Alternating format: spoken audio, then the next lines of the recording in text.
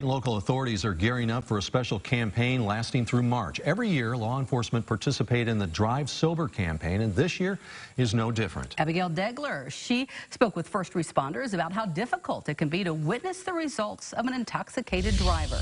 Abigail. Mike, Dana, both workers I spoke with today say some crashes resulting from an intoxicated driver still stick with them today.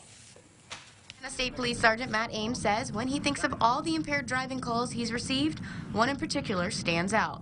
They ran off the roadway, struck a tree, and when I got to the accident scene, they said, "The driver's down there, you'll need to locate him."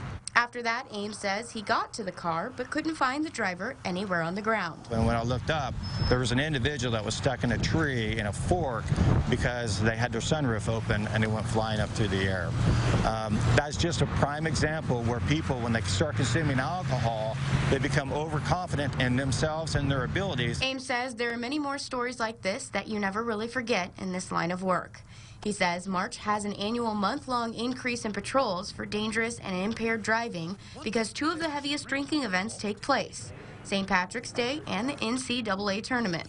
But ISP isn't the only organization largely impacted by impaired drivers. The most common thing that we see is car wrecks. Unfortunately, I have been on some fatality car wrecks that have stuck in my mind. Matt Wilhan says EMT and paramedics also see firsthand the dangers of drinking and driving. Now, the Indiana State Police isn't saying that's not okay for you to go out and enjoy some brewskis or enjoy a glass of wine with your buddies and watch a basketball game, but what we ask for you to do is be responsible the entire time. He says 433 crashes took place last year during this time, resulting in 5 deaths in the state. Wilhan says he can't count the number of times he has responded to a crash involving a drunk driver. They make the wrong decision to get behind the wheel, and it winds up costing their lives. According to the Indiana Criminal Justice Institute, of the 433 crashes, 15% of them occurred during St. Patrick's Day weekend alone.